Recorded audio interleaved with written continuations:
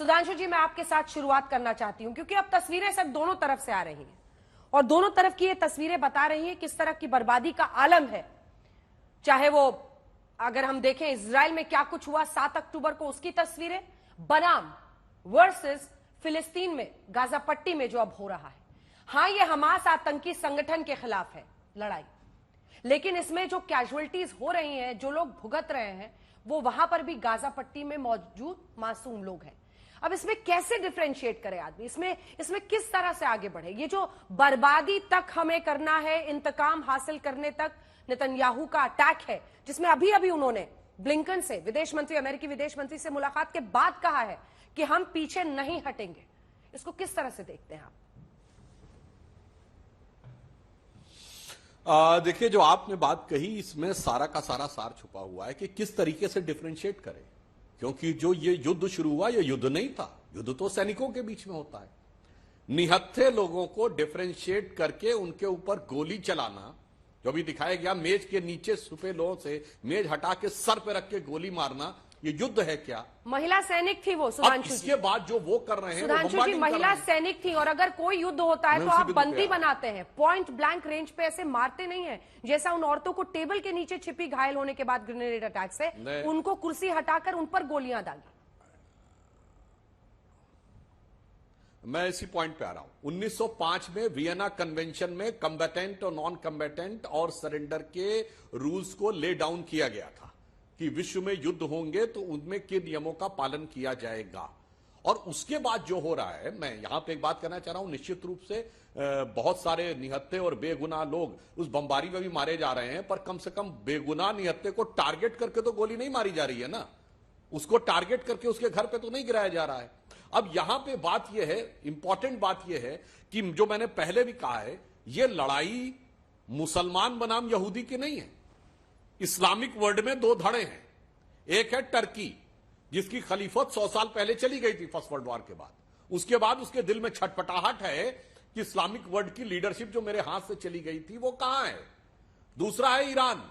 Iran शिया है, यहां पे तो शिया सुन्नी आपस में करते रहेंगे, और उसकी सुन्नी होने के कारण सऊदी अरब के साथ एक प्रतिद्वंदता है। अब जो टर्की की खलीफत खत्म होने के बाद मिडिल ईस्ट में पावर आ गई थी, तो सऊदी अरब और आज का यूनाइटेड अरब अमीरात, यहां पे 100 साल पहले पेट्रोल निकला था, तो अचानक इनके पास पैसा आ गया। अब उन्हें समझ में आ रहा है ये पेट्रोल की टेक्नोलॉजी 20-25 साल से ज्यादा की नहीं है, यानी 20-25 साल के बाद हम क्या करेंगे, तो वो डेवलपमेंट के नए रास्ते पे चलना चाह रहे हैं, वो भविष्य की चुनौतियों को समझ रहे हैं। इसलिए यूनाइटेड अरब अमीरात और सऊदी अरब भारत और यूरोप के साथ इकोनॉमिक कॉरिडोर बनाने की बात कर रहे हैं। दूसरी तरफ हमास है, जो मिडिवल एज में पड़ा रहना चाहता है, वो सर काट दो, गला काट दो, सर पे रख के गोली मार दो, हम सब उस जुनून के द्वारा चलना चाहते हैं।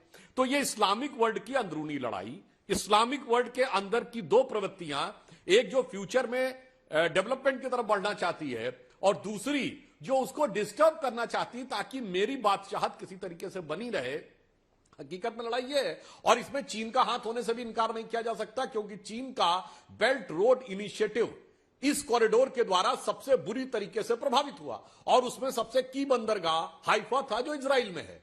तो अगर देखें तो इस मामले में मजहबी से ज्यादा इकोनॉमिकल एंगल है, मगर मुझे समझ में नहीं आता है। और दूसरी बात, भारत के मुसलमानों का फिलिस्तीन से क्या लेना देना, तो मेरी समझ से बाहर है।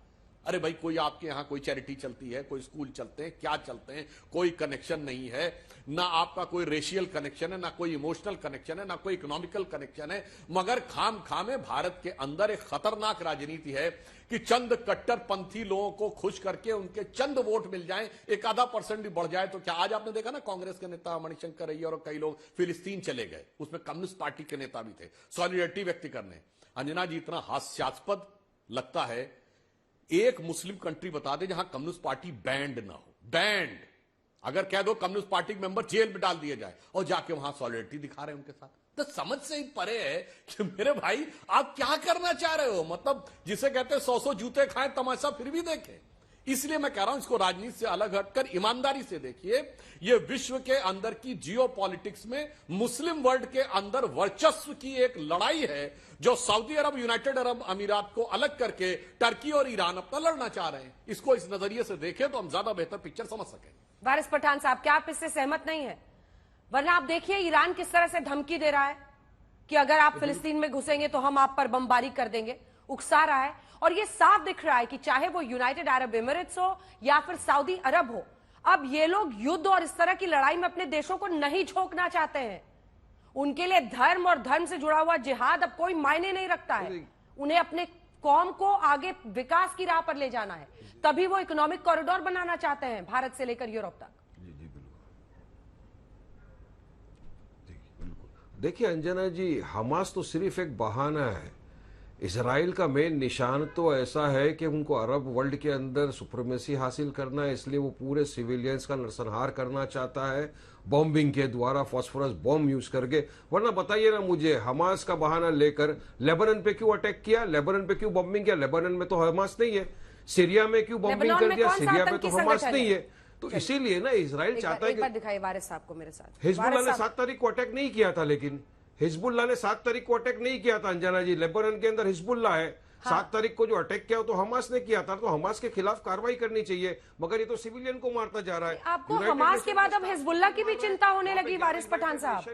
एक सेकंड उनको मेरे साथ दिखाइएगा थोड़ा। अब आपको हमास के बाद हिजबुल्लाह की चिंता होने लगी। लेबनान पे क्यों अटैक कर रहा है, मैं तो ये पूछ रहा हूँ। अरे हिजबुल्लाह पे अटैक कर रहा है ना, उनके आतंकी संगठन पर जो उनके वेपन्स। गरीब, अरे उन्होंने टेंशन को समझते हुए, तनाव को देखते हुए तो हमास है ना। कुछ फैक्ट्स, तो पता नहीं आप फैक्ट्स पढ़ के आते नहीं सर, प्लीज मुझे सवाल पूरा करने दीजिए। हिजबुल्लाह ने चूंकि अपने तमाम हथियारों के साथ वो वहां पर लैस हो गए, उन्होंने धमकियां देना शुरू की, तो जाहिर तौर पर इसराइल को डर है कि उसका नदन बॉर्डर में भी जंग ना शुरू हो जाए। वो वहां पर पहुंचे, वहां पर तनाव बढ़ा, उसके बाद से उन्होंने भी कुछ हमले किए, इन्होंने भी काउंटर अटैक किया है, उन्होंने भी इनके कई हथियार इजरायली सेना के वहां पर नुकसान पहुंचाया है। हमारे सहयोगी अशरफ वानी जो वहां पर मौजूद हैं बता रहे हैं।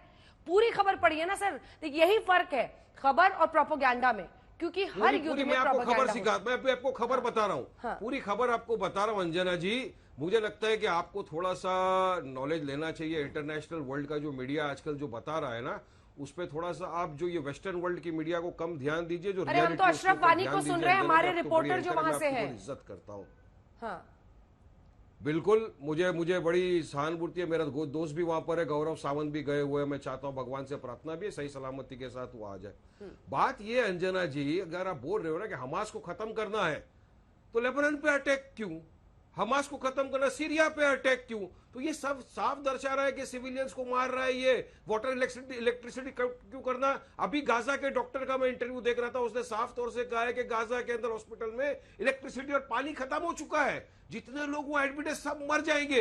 यही तो इसराइल चाहता है, इसीलिए वहां पे जाने नहीं देता, बॉर्डर रोक दिया। अब अनाउंस करता है कि 10 घंटे में तमाम नागरिकों को यहां से निकल जाना चाहिए गाजा से। आप साउथ की तरफ सबके सब चले जाइए। सब पब्लिक बेचारी साउथ की तरफ भागती है, धोखे से वहां पे बम्बार्डिंग करके मार दिया जाता है, 70 लोग की जाने चले जाती है। वो बड़े बड़े जो जर्नलिस्ट है आप ही की तरह वर्ल्ड के अंदर, उन्हीं के मैं बता रहा हूं, मेरा तो कोई आदमी वहां पे है नहीं। अब बात नंबर 2 ये है कि पूरे वर्ल्ड के अंदर अंजना जी, पूरे वर्ल्ड, उस दिन तो सुधांशु जी बोलते कोई खड़ा नहीं है फिलिस्तीन के साथ। अरे सुधांशु जी, अब तो हार्वर्ड यूनिवर्सिटी के स्टूडेंट्स भी पूरी तरह से फिलिस्तीन के साथ खड़े हो गए हैं। मगर हमारे ही देश भारत के अंदर अगर अलीगढ़ मुस्लिम यूनिवर्सिटी के छात्र खड़े हो जाए फिलिस्तीन के साथ, तो उनके ऊपर अब केस कर देते हैं। CWC की मीटिंग में आप प्रस्ताव पास करते हैं फिलिस्तीन को सपोर्ट करने का। आपके राज्य कर्नाटका के अंदर अगर कोई खड़ा हो जाए, आई सपोर्ट फिलिस्तीन, तो उस पर केस कर देते हैं। मोदी जी बोलते हैं, एक्सटर्नल अफेयर्स मिनिस्टर बोलता है कि वी स्टैंड विद फिलिस्तीन। आज तो हमारा राज्य खड़ा हो जाए फिलिस्तीन के साथ, तो आप उसको गालियां, केस, दुनिया भर का कर देते हैं। ठीक है, सुधांशु जी जवाब दे रहे हैं, बिहारी वाजपेयी की बात नहीं मानना है आपको, नेल्सन मंडेला की बात नहीं मानना है, गांधी जी नहीं मानना है, बराक ओबामा नहीं मानना है। अरे मोदी की मान लो मेरे भाई, एक्सटर्नल अफेयर्स मिनिस्ट्री की बात मान लो, किसकी मानेंगे? सुधांशु जी, मुझे अन्य मेहमानों के पास भी जाना है। के साथ नहीं खड़े हैं, आपको मुसलमानों से नफरत है, इसलिए आप इसराइल को सपोर्ट कर रहे हैं। ये हकीकत बात ये अंजना जी, क्रक्स ऑफ द इशू जो हिंदुस्तान में चल रहा है ना, ये क्रक्स है। आप निकालो रैली, कुछ नहीं, I support with Israel, I stand with Israel. अरे इसराइल के साथ खड़े खड़े टांगे थक गई हो तो जरा मणिपुर भी चले जाओ। सुधांशु भाई एक एडवाइस दे रहा है वारिस पठान आपको बोलकर, अगर इसराइल के साथ खड़े खड़े टांगे थक गई हो ना, मणिपुर चले जाओ, नजदीक में अपने भारत से ट्रेन में जा सकते हैं वहां पर। लेकिन ये झूठा यहाँ पे बाजा मत बजाओ। 78 दिन बाद मोदी जी ने अपनी जुबान खोली थी मणिपुर पे, 9 घंटे में आ गए इसराइल और गाजा की कॉन्फ्लिक्ट के ऊपर ट्वीट करने के लिए। प्रायोरिटीज क्या है आप लोगों की वहां? और आपने भी पूछा मेरा क्या लेना देना है? अरे सुधांशु भाई, आपको उस दिन भी बताया था, आज फिर याद दिला रहा हूं अंजना जी के शो में, मेरी आस्था भी जुड़ी हुई है, मेरा पहला किबला वहां है, मेरी मस्जिद अक्सा वहां है, मेरा बैतुल मुकद्दस वहां है, और मेरी सबसे बड़ी इंसानियत जुड़ी हुई है, जिसके साथ आज पूरी दुनिया खड़ी है। पूरे वर्ल्ड में हजारों लाखों लोग रास्ते पे निकल चुके हैं। We stand with Palestine, Waris Pathan stand with Palestine, Waris Pathan stand with humanity. और लास्ट तक खड़े रहूंगा। सुधांशु जी, आपको मेरे पे केस करना है, केस कर सकते हैं। शुक्रिया। अब हो गया, अब तो आपने थोड़ा बोल सा लिया, जवाब अब सुनिएगा। आपका जवाब देता हूं। हार्वर्ड यूनिवर्सिटी की तरफ से क्लैरिफिकेशन आ चुका है। और मैं बता दूं, आपने लेबनान का नाम लिया, जनाब 70 के दशक तक लेबनान में हार्वर्ड जैसी यूनिवर्सिटीज थी। उसको Paris of the middle east कहा जाता था, क्योंकि 70% ईसाई रहते थे, 30% मुस्लिम थे। उसके बाद वहां एक दौर शुरू हुआ कि जनसंख्या के अनुपात में सबको सत्ता में हिस्सा दिया जाएगा। अगर इस कम्युनिटी का प्रेसिडेंट होगा तो इस कम्युनिटी का वाइस प्रेसिडेंट होगा, तो इसका स्पीकर होगा, तो इसका वो होगा। और उसके बाद लेबनान तबाह हो गया 70 साल में, ये भी याद रखिए। और दूसरा, आपने जो बात कही कि गाजा से उनको कहा गया साउथ जाने में, तो गाजा के साउथ में क्या है? इजिप्ट है ना, इतना बड़ा मुस्लिम देश है। मैं समझ नहीं पा रहा हूं कि अगर इजराइल मारना चाह रहा है गाजा के मुसलमानों को, तो अगल बगल के 8-10 मुस्लिम कंट्रीज अपने दामने रहमत को खोल क्यों नहीं रहे उनके लिए? भाई आ जाओ हमारी पास, हम तुम्हें बचाने के लिए तैयार हैं। अरे ना टर्की कह रहा हमारे आ जाओ, ना सीरिया कह रहा हमारे आ जाओ, ना इजिप्ट कह रहा हमारे आ जाओ, ना ईरान कह रहा हमारे आ जाओ, मगर लड़ो। लड़ाई करने के लिए हम तुमको तैयार हैं। जनाब, यही समझिए, ये मोहरा बन रहे हैं। जैकलीन, मैं आपके पास आना चाहती हूँ, क्योंकि आप एक भारतीय हैं जो इजराइल में रह रही हैं। आप ये भी जरूर बताइएगा कितने सालों से आप रह रही हैं। लेकिन अब एक बहुत बड़ा तबका है जो इजराइल की तरफ उंगलियां उठा रहा है, और वारिस पठान साहब जैसे लोगों को सिलेक्टिव एमनीशिया हो रहा है। 7 अक्टूबर उनके दिमाग से बिल्कुल वाइप आउट हो जाता है। 7 अक्टूबर को हमास ने जो भी किया इजराइल में, वो सिलेक्टिव एमनीशिया, यादाश्त खो जाना एक दिन का, वो इनके साथ हो रहा है। वो 7 अक्टूबर को एकदम पोंछ देना चाहते हैं अपने यादाश्त से। दूसरी बात, वो हमास को फिलिस्तीन बता देते हैं। वो हमास और फिलिस्तीन के बीच में फर्क नहीं करना चाहते हैं। हमास एक आतंकी संगठन है जिसको विश्व के तमाम देशों ने आतंकी संगठन घोषित किया है, जिसका ये सच है कि वहीं पर चुनाव के बाद उसका कब्जा हुआ, लेकिन अब वो कब्जा नहीं छोड़ रहा है, वो चुनाव नहीं वहां पर करा रहा है। वहीं वेस्ट बैंक में अभी तक फतेह का है, वहां पर हमास की नहीं चलती है इतनी, इसलिए वहां पर परिस्थितियां अलग हैं। अब आप जो कुछ वहां से देख रहे हैं एक भारतीय के तौर पर, आप क्या कहेंगी उन उठती हुई उंगलियों पर जो इजराइल की कह रही हैं कि आप एक देश हैं, आप कैसे लगातार इस तरह से हमला कर सकते हैं? Shalom to everyone from Israel. मैं यहाँ पर 26 साल से रह रही हूँ। मैं बार बार यही कहना चाहती हूँ कि मैंने ऐसा कुछ इजराइल के साथ होते हुए पहले कभी नहीं देखा है। ना ही सिर्फ मैंने, इजराइल के लोगों ने जो यहाँ पर पैदा हुए हैं, यहाँ पर 70 साल से रह रहे हैं, उन्होंने भी ऐसा कुछ कभी नहीं देखा है। जो भी हुआ हमारे साथ 7 अक्टूबर को, वो ब्लैक सैटरडे जो हम जिसे कहते हैं, हम सब शांति से रह रहे थे, हमने कोई अटैक नहीं किया था। हमारे ऊपर आए, हमारे यहाँ पर आके उन्होंने वो हमारे ऊपर अटैक किया है। जो भी अभी हम कर रहे हैं, ये इसीलिए कर रहे हैं कि ये वापस कभी ना हो। हमने Holocaust, we have gone through the Holocaust in Germany 50 years ago. तभी हमने कहा था never again, when the 6 million Jews were dead, and that never again is happening to us right now, and we don't ever want this to happen again. And that's why, और इसी वजह से हम सिर्फ और सिर्फ हमास को categorise कर रहे हैं। Hamas is using Palestinians as their human shields, and that's the reason we don't have, वो hospital में छिप रहे हैं, schools में छिप रहे हैं, we don't have a choice, but we have to fight Hamas, and that's why this is happening. बिल्कुल। जहाक तनवीर, आप संस्थापक हैं द मिली क्रॉनिकल के, आपका क्या नजरिया है इस पर, इस ऑनगोइंग लड़ाई पर? क्योंकि एक वक्त ऐसा भी आया जब अमेरिका ने खुद कहा कि आप गाजा पर कब्जा करने की मत सोचिए, और 2005 में इजराइल ने विड्रॉ कर लिया था गाजा से, और धीरे धीरे वहां पर कब्जा हो गया हमास का। लेकिन उसके बाद अब की स्थिति में इस बार तो अटैक हमास ने किया है ना। 7 अक्टूबर को कैसे कोई पहुंच सकता है? जी, बहुत बहुत शुक्रिया अंजना जी। देखिए, मैं एक प्रैक्टिसिंग मुस्लिम हूँ, और प्रैक्टिसिंग मुस्लिम होने के नाते मैं ये बात कर रहा हूँ, और मैं फैक्ट्स पर बात करना चाहता हूँ, और मैं यहाँ पर किसी की साइड नहीं लेना चाहता। अगर आज गाजा में मासूम मुसलमानों पर जुल्म हो रहा है, तो इसके जिम्मेदार सिर्फ और सिर्फ हमास है। हमास की दहशतगर्द हरकतों की वजह से हमास ने जो किया है 7 अक्टूबर को, जो लोगों को मारा है, 1400 करीब लोगों को इन्होंने मार दिया है, औरतों को मारा, बच्चों को मारा। एक तरफ हम कहते हैं कि इस्लाम अमन का मजहब है, बिल्कुल इस्लाम अमन का मजहब है, मगर दूसरी तरफ जब यहाँ पर औरतों और बच्चों पर जुल्म होता है तो हम जो है यहाँ पर या तो खामोश हो जाते हैं या तो यूं कह देते हैं कि हाँ हम कंडेम करते हैं, मगर जो रिएक्शन हमको देना चाहिए उस तरह का रिएक्शन नहीं दे रहे हैं। और मैं आपको ये भी बात बता दूं, मेरे कई दोस्त हैं जो सऊदी और इमारात में रहते हैं जो एक्सपर्ट्स हैं, और इनका यही मानना है कि इसके सिर्फ और सिर्फ जिम्मेदार जो है वो हमास है। हमास की इस हरकत की वजह से ये हुआ है। अब सवाल ये पैदा होता है कि अब मैं क्यों एक हुआ सेकंड में इसी में एक लीडिंग क्वेश्चन आपसे पूछती हूँ जहाद, क्या अब सऊदी अरब और यूनाइटेड अरब एमिरेट्स जैसे देश भी चाहते हैं कि हमास का दी एंड हो, हमास का खात्मा हो? बिल्कुल, मैं आपको 110% और कौन से ऐसे अरब देश हैं या फिर और कौन से ऐसे मुस्लिम देश हैं, और कौन से मुस्लिम देश हैं जो चाहते हैं हमास हिजबुल्लाह जैसे संगठनों का अंत हो? देखिए, सऊदी अरब में और इमारात में हमास बहुत सालों पहले ही बैन कर दी गई थी। यहाँ पर अगर कोई हमास का समर्थक है या सिंपैथाइजर है तो उसको पकड़ लिया जाता है, अरेस्ट कर लिया जाता है। अगर कोई हमास के लिए फंड रेजिंग करता है तो उसके ऊपर कानूनी कार्रवाई होती है। ये है सऊदी अरब और इमारात और बहरीन और इजिप्ट, इनका यही मौकफ है और इसी मौकफ पर ये लोग चलते हैं।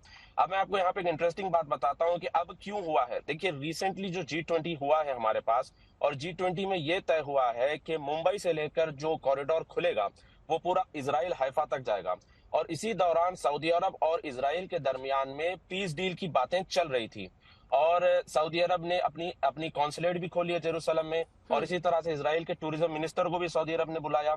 तो इस दौरान जो सारी चीजें चल रही थी, इन सारी चीजों को बिगाड़ने के लिए ये काम किया गया, हमास को यहाँ पर इस्तेमाल किया गया। और ऑब्वियसली यहाँ पर एक बहुत बड़ा प्रॉब्लम यह है कि हम इमोशनली चीजों को देखते हैं, ना ही रैशनली और लॉजिकली इन चीजों को देखते हैं। लेकिन सोल्यूशन क्या है, इसका उपाय क्या है, इसका ये कहां तक पहुंचेगा? इससे पहले कि सुधांशु जी मैं फिर आपके पास लौटूं, एक बार कुलदीप सिंह के पास चलते हैं। कुलदीप सिंह शेखावत संस्थापक है MATV के, उनसे बातचीत भी करेंगे और साथ ही आपको दिखाते हुए कुलदीप जी आपसे मैं अगला सवाल करना चाहती हूं। सबके जहन में ये सवाल है कि 10वां दिन है ये जंग का, लड़ाई 10 दिनों से चल रही है। अब जरा हम अपने दर्शकों को यह दिखा रहे हैं कि आखिरी जंग को अगर इजराइल तैयार है तो फिर उसके लिए क्या परिस्थितियां हैं, सबसे बड़ी चुनौतियां क्या क्या हैं। ये आप देख रहे हैं दक्षिणी गाजा, ये वाला पूरा गाजा पट्टी आपको दिख रहा है। ये जो नीचे है इजिप्ट, मिस्र है, ये इधर आपको तमाम जो इजराइल का हिस्सा है ये दिखाई दे रहा है। यहीं पर राफा क्रॉसिंग है जिसको खोलने की बात हो रही है कि क्या यहां से रेफ्यूजीज को निकाला जाए, क्या यहां पर जो विदेशी फंसे हुए अन्य देशों को उनको यहां से निकालने की बात है। ये दक्षिणी गाजा है, यहीं पर लोगों को आने के लिए कहा जा रहा है। जो इजराइल का ज्यादातर अटैक है वो नदन पार्ट में है। ये पूरा हरा जो हिस्सा आपको दिख रहा है ये गाजा पट्टी है, ठीक है। अब ये नदन पार्ट में यहाँ उत्तरी जो गाजा है इसी इलाके को खाली करा रहा है इजराइल, और यहां पर इजिप्ट रास्ता खोलेगा। अगला आपको जल्दी से दिखा देते हैं बड़ी बड़ी चुनौतियां क्या है। जब आप देखते हैं तो इधर गाजा है और इधर वेस्ट बैंक है। इजराइल मिस्र समंदर के बीच बसा हुआ एक पूरा इलाका है। 10 किलोमीटर चौड़ी, 41 किलोमीटर लंबी है। हम आपको दिखा रहे हैं एक बार फिर से, क्योंकि बहुत छोटा सा इलाका है और उसकी वजह से इस तरह की तबाही वहां पर मची हुई है। घेराबंदी में ट्रिपल अटैक, क्योंकि एक एयर स्ट्राइक्स, टैंकर्स की गर्जना है, अब सीधे पहुंच रही हैं, और इधर समंदर के रास्ते से भी। तो तीनों तरफ से ट्रिपल अटैक अब ये गाजा पर हो रहा है। ये टैंकर्स भी आप देख रहे हैं। अब हम आपको सुरंग की बात बताते हैं, क्योंकि ये सबसे इंपॉर्टेंट चीज है इस पूरे मामले में। सबसे बड़ी परेशानी क्या है कुलदीप जी इजराइल के लिए? जब आप वहां के जो इजरायली डिफेंस फोर्स के लोग हैं वो बताते हैं कि दहशत की जो अनेकों सुरंगें हैं वो सबसे बड़ा चैलेंज है। उत्तरी गाजा में 8 सुरंगें हैं, 30 मीटर लंबी है ये, जिसका आप देख सकते हैं। इजराइल लगातार हमले कर रहा है, लेकिन हमास झुकने का नाम नहीं ले रहा है, क्योंकि इजराइल की चुनौती बहुत बड़ी है। गाजा पट्टी में हमास के आतंकियों ने इतनी ज्यादा सुरंगें बना रखी हैं, उनसे हमला करना आसान नहीं है, वहां से उनको रोकना मुश्किल है। वहां से वो हमले करते हैं। पूरे गाजा पट्टी में 11 बड़ी कुल सुरंगें हैं, 11 सबसे ज्यादा सुरंगें उत्तरी गाजा में है, वहीं पर अभी हमले हो रहे हैं। 8 सुरंगें हम आपको दिखा रहे हैं वहां पर है। इसके अलावा जो वादी गाजा है उसके बीच वाले इलाके में एक सुरंग है। दक्षिणी गाजा में ऐसी 2 बड़ी सुरंगें उन्होंने बनाई है जो खान यूनिस इलाके में है। और हमास की सुरंगें काफी जटिल हैं, कई जगहों पर मिलती हैं इजराइल के मुताबिक ये सुरंगें। हम तस्वीरें भी, विजुअल्स भी आपको उन सुरंगों की दिखाएंगे। 500 किलोमीटर लंबी सुरंगें हैं, 500 किलोमीटर अलग अलग जगहों पर जाती हुई। अब ये समझिए कि एक सुरंग को अगर ध्वस्त कर भी दिया तो वो नई सुरंगें बनाने लगते हैं। कई घरों में, कई मस्जिदों में, कई जगह सार्वजनिक जो बिल्डिंग्स हैं उनमें खुलती हैं ये। और इस वजह से इनको किस तरह से रोका जाए, प्लेस किया जाए, अटैक किया जाए, ये बहुत बड़ा चैलेंज है। इन टनल्स में 2 लेयर्स हैं। एक में आम आदमी के लिए रास्ता है, ये देखिए, ये हम आपको ऐसा ही एक टनल दिखा रहे हैं। दूसरी लेयर में हमास के आतंकी आते जाते हैं। कई बार इन्होंने वीडियोस भी डाले हैं, कई जर्नलिस्ट भी यहां तक पहुंचे हैं। बिल्डिंग्स में ये खुलती हैं। अब ऐसी सुरंगें जब बिल्डिंग में घुसती हैं तो आप बिल्डिंग को टारगेट करेंगे, वहां से कैसे सुरंग को ध्वस्त करेंगे।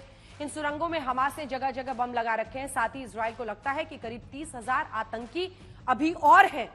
लगभग 30,000 आतंकी, 30,000, और खतरनाक हथियारों के साथ जमीनी कार्रवाई के वक्त इजरायली सेना के लिए ये एक बहुत बड़ी चुनौती बन सकते हैं, क्योंकि अब जमीनी कार्रवाई हो रही है, क्योंकि उनके पास एंटी टैंक मिसाइलों से लेकर रॉकेट प्रोपेल्ड ग्रेनेड्स तक हैं। ये बड़ा चैलेंज है। और हम आपको सुरंग की तस्वीरें भी दिखाते रहेंगे। कुलदीप जी, अब ये कैसे होगा? आप अटैक तो कर सकते हैं, आप कई इमारतों को ध्वस्त कर सकते हैं, लेकिन सुरंगों का जो एक पूरा नेटवर्क बनाया हुआ है यहां पर हमास ने, वो कैसे थमेगा? क्योंकि क्या हमास को वाकई पूरी तरह से खत्म करना पॉसिबल भी है, या फिर एक, क्योंकि नेतन्याहू भी अब पॉलिटिकली तो अपने देश में घिर ही गए हैं, इसलिए वो ये स्टैंड ले रहे हैं? अंजना जी, बहुत डिफिकल्ट सा सवाल है कि भाई इन सुरंगों का क्या किया जाएगा। लेकिन निश्चित तौर से ये कहा जा सकता है कि इजराइल का एक्शन जारी रहेगा जब तक ये सुरंगें खत्म नहीं हो जाती। हो सकता है कि इजराइल कुछ हद तक एक बार के लिए शांति वार्ता के लिए तैयार हो जाए और वो ये कह दे कि भाई मैं पीस में रहना चाहता हूं, लेकिन एक बार उसके जो 200 लोग इस वक्त वहां पर बंदी हैं, एक बार वो बाहर आ गए, उसके बाद इजराइल इस मामले को वंस एंड फॉर ऑल वाला मामला करना चाहता है। वो चाहता है कि आतंकवाद इस क्षेत्र से मिटे। और मेरे ख्याल में वर्ल्ड के सारे देश इस मामले में हर हालत में इजराइल के साथ खड़े हैं, तो उसमें इजराइल को पूरा सहयोग मिलेगा पूरी दुनिया से। और ये जो सुरंग वाला इशू है, ये कोई आज से नहीं है। सुरंग वाला इशू करीब करीब पिछले 20 साल से इसी तरह से चल रहा है। इजराइल ने इस बार सोचा है कि इस सारे मामले को एक बार के लिए निपटा दिया जाए। तो उस निपटाने के मामले में ये होगा कि खबरें तो यही आती है ना कुलदीप जी, की जो फंड्स मिलते हैं फिलिस्तीनियों की बेहतरी के लिए वहां पर, जो क्योंकि पैलेस्टाइन के नाम पर बहुत सारे एनजीओज काम कर रहे हैं, बहुत सारा फंड्स आता है, उसको हमास पूरी तरह से लगा देता है यही सुरंगें बनाने में। एक बार फुल स्क्रीन ये सुरंगें दिखाई। इनमें से कई सुरंगें ऐसी हैं जो बिल्डिंग्स के नीचे खुलती हैं, जो अस्पतालों में खुलती हैं, और इन सुरंगों के जरिए वो ऑपरेट करते हैं। ये सबसे बड़ा चैलेंज है, और ये कोई तिलिस्मी दुनिया की कहानी नहीं है, ये गाजा पट्टी की कहानी है। ये चैलेंज है इजराइल की सेना का, क्योंकि यही हमास और इसकी जो बर्बरता है उसका खामियाजा फिलिस्तीन में औरतें, बच्चे, वो लोग जो फंसे हुए, वो लोग इस वक्त झेल रहे हैं। वापस आइए, तमाम मेहमानों को दिखाइए, यहीं से ये आतंकी ऑपरेट करते हैं। लेकिन सुधांशु जी से पहले कि आपके पास आऊं, जरा वारिस पठान जी की याददाश्त थोड़ा ताजा मैं करना चाहती हूं 7 अक्टूबर को लेकर, क्योंकि बहुत सारी नई तस्वीरें वहां की आई हैं। आ रही हूं वारिस, आप थोड़ा सा रुकिए वारिस। इजराइल हमास की जंग में क्या कुछ हो रहा है जल्दी से आपको हम दिखा देते हैं, जिससे थोड़ा वारिस जी का भी 7 अक्टूबर का जो सिलेक्टिव एमनेशिया है वो ठीक हो जाएगा। तस्वीरें दिखेंगी तो हो सकता है उनकी याददाश्त 7 अक्टूबर की वापस आ जाए। आइए आपको दिखाते हैं। सबसे पहले दिखाते हैं इजराइल हमास की जंग में हिजबुल्लाह की भी एंट्री हो गई है। लेबनान के आतंकी संगठन हिजबुल्लाह को हमास का मददगार माना जाता है। इजराइल ने दावा किया है कि हिजबुल्लाह की ओर से भी हमले किए जा रहे हैं, इसलिए हिजबुल्लाह के ठिकानों को भी इजराइल की ओर से निशाना बनाया जा रहा है। जो पहली परेशानी थी वारिस साहब की, उसका यह जवाब है। अगला हम आपको दिखाते हैं इजराइल का सेद्रोत शहर, कैसे ये शहर पूरा वीरान हो गया है। यहीं पर वो आतंकी घुसे थे, पैराग्लाइडर से आए थे, समुद्र के रास्ते से आए थे, पूरा का पूरा शहर भूतिया हो गया है। यहां सड़कों पर आप निकलेंगे तो कहीं पर रॉकेट्स के निशान, कहीं पर खून के निशान आपको मिलेंगे, क्योंकि बच्चे, बुजुर्ग, सबको यहां पर मार काट दिया गया। भूतिया शहर ये बदल गया है। सेद्रोत बहुत बड़ा दक्षिणी शहर है इजराइल का। अगला दिखाते हैं जरा, इजरायली नागरिकों पर हमास आतंकियों के क्रूर हमले की एक और जो भयानक तस्वीर है। वीडियो जिसमें दिख रहा है हमास के आतंकियों का एकमात्र निशाना इजराइल के निर्दोष नागरिक थे। वो घरों में घुस घुस कर, खोज खोज कर, कमरे कमरे तक पहुंचकर लोगों को मार रहे हैं। टेबल के नीचे आपने देखा यहां पर महिलाएं थी, उनको उन्होंने टेबल के नीचे जब वो घुसी और अपना चेहरा छिपा रही थी, कुर्सी हटाता है ये आतंकी और उसके बाद पॉइंट ब्लैंक रेंज पर सीधा फायरिंग शुरू कर देता है। 7 अक्टूबर को यह सब हुआ है वारिस जी। इजराइल ने उत्तरी गाजा को खाली करने के लिए 5 घंटे का अल्टीमेटम दिया था। शांति दिखी थी, युद्ध विराम दिखा, 5 घंटे की आप वहां से जाइए। लेकिन कितने से पड़ोसी देश हैं जो इनको अपनी तरफ जगह दे रहे हैं, ये भी एक सवाल होता है। मिस्र के राफा बॉर्डर पर लोगों का बड़ा हुजूम जमा है। लोग हमास और इजराइल की जंग से बचकर पलायन करना चाहते हैं। मानवीय आधार पर राफा बॉर्डर को खोलने की बात चल रही है, अभी तक नहीं खुल पाया है। 199 इजरायलियों को हमास ने गाजा में बंधक बनाकर रखा है। वारिस जी, 199 इजरायली, उनके मानवाधिकार का क्या? अगर इन लोगों के मानवाधिकार की बात हो रही है, जो कि उतनी ही जरूरी है, होनी चाहिए, बात होनी चाहिए, जंग को रोकने का रास्ता खोजना ही पड़ेगा। लेकिन इजरायली फौज की प्राथमिकता इन लोगों को छुड़ाने की है और तमाम मुश्किलें आ रही हैं। बल्कि फेसबुक लाइव कर दिया एक आतंकी ने ऐसे ही एक बंधक के साथ, रूह कांप गई देखकर कि बच्चा कैसे अपने माँ बाप के साथ रो रहा है, बिलख रहा है। गाजा में मौत के बढ़ते आंकड़ों के बीच आखिरी संस्कार के लिए बैग्स की कमी हो रही है। ये गाजा की भी सच्चाई है। हम दोनों तरफ की सच्चाई आपको दिखा रहे हैं। गाजा में एक के बाद एक हो रही मौतों के बीच वहां पर जो डेड बॉडीज को रखने के लिए, शवों को रखने के लिए बैग है, उसकी कमी हो रही है। इतनी भारी तादाद में लोगों की मौत हो रही है। अमेरिकी राष्ट्रपति जो बाइडेन इजराइल पहुंच रहे हैं। इस बीच अमेरिका ने साफ कहा है गाजा पर कब्जा किसी भी तरह से ठीक नहीं है। इस बीच इजराइल ने धमकी दी है, कहा है कि इलाके की हर पार्टी के हाथ ट्रिगर पर हैं। ईरान ने कहा है कि अगर जंग आगे बढ़ती है तो अमेरिका जिम्मेदार होगा।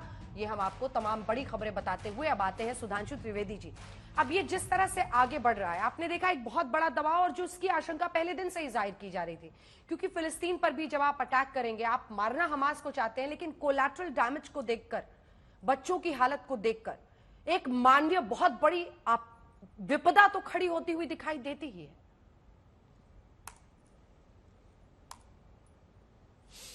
देखिए, जो लोग इसको फिलिस्तीन से जोड़ते हैं, वारिस पठान साहब अभी आपसे कह रहे थे वेस्टर्न प्रोपोगंडा, तो मैं पीएलओ के स्टेटमेंट की बात करता हूं। शायद वो भूल गए कि 1967 तक ये इलाका इजिप्ट के कब्जे में था, गाजा स्ट्रिप, और वहां पर कट्टरपंथी मुस्लिम तंजीमों के खिलाफ कार्रवाई होती थी। 67 की जो 6 डे वॉर थी, उसमें ये इजराइल के पास आ गया और तब हमास पीएलओ के खिलाफ लड़ रहा था।